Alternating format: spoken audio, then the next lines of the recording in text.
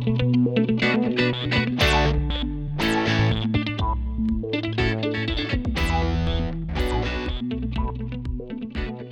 vous fais part de 7 questions qui peuvent avoir un gros impact sur votre vie.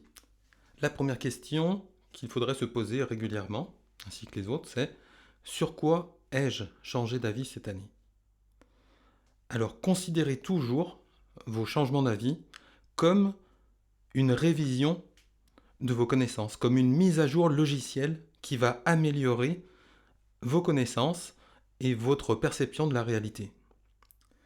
Alors si vous ne pouvez penser à aucune mise à jour durant cette année, durant l'année qui s'est écoulée, c'est que c'est une très mauvaise chose. Donc pensez à réfléchir sur ce que vous pouvez changer.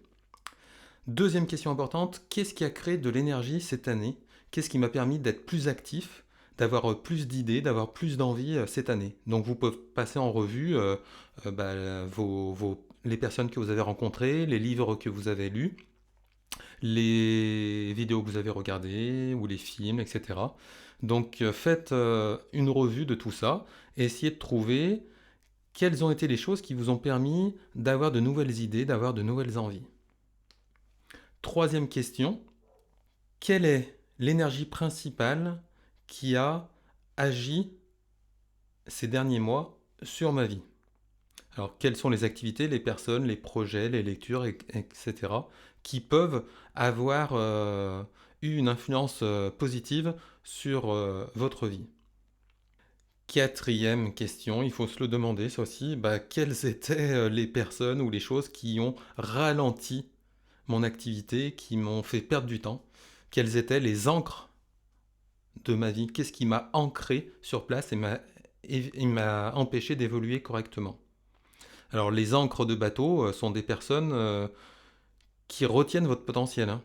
Donc ils ont ralenti vos projets, ils ont diminué vos réalisations, et puis ils ont nui à la qualité de votre environnement. Donc essayez de les identifier. Cinquième question: qu'est-ce que je n'ai pas fait à cause de la peur? Comme disait Sénèque, nous souffrons plus dans l'imaginaire que dans la réalité. Ce qu'il faut combattre, la seule chose sur laquelle on a une vraie emprise, ce sont nos représentations, ce sont nos connaissances. Le reste, eh bien, on ne peut pas en avoir une maîtrise complète. C'est pas complètement dépendant de nous. Alors la peur, elle déforme la réalité. Cette question: qu'est-ce que je n'ai pas fait à cause de la peur? Eh ben, ça va vous obliger à affronter justement les obstacles. Il faut apprendre à déconstruire les peurs. Quel était l'inconvénient? Quel était l'avantage d'avoir cette sixième question: quels ont été mes plus grands succès et mes pires ratés cette année? Alors, naturellement, on a tendance à penser qu'on a eu des succès. Si on est optimiste, on voit que les succès. Puis quand on est pessimiste, on voit que les échecs, on se sent nul. Donc là, l'objectif, c'est d'avoir une vue équilibrée, une vue objective.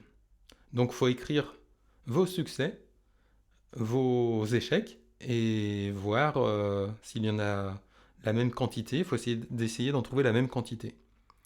Donc ensuite, vous réfléchissez aux raisons pour lesquelles les coups ont réussi et la raison pour lesquelles certaines actions ont échoué. Enfin, la septième question: qu'est-ce que vous avez appris ces derniers temps? C'est la question la plus importante et elle vient en dernier. Alors il est facile de perdre de vue la croissance. Pourquoi on fait ça? La perspective. Prenez votre temps. Réfléchissez aux autres questions. Écrivez ce que vous avez appris ces derniers temps. Lorsque vous vous arrêtez d'apprendre, eh bien vous commencez à mourir.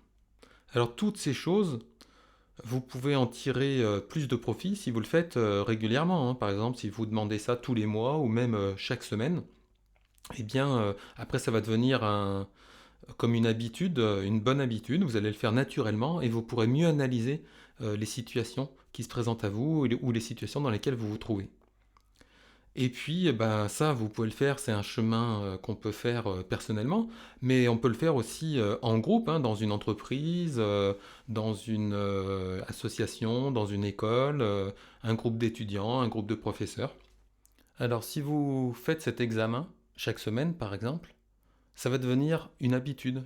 En fait, après, vous n'aurez quasiment plus besoin de noter ce qui s'est passé, vous le ferez naturellement et vous allez réussir à résoudre les problèmes beaucoup plus facilement et surtout, vous allez trouver de meilleures solutions, vous allez être meilleur dans l'innovation. Allez, à vous de jouer.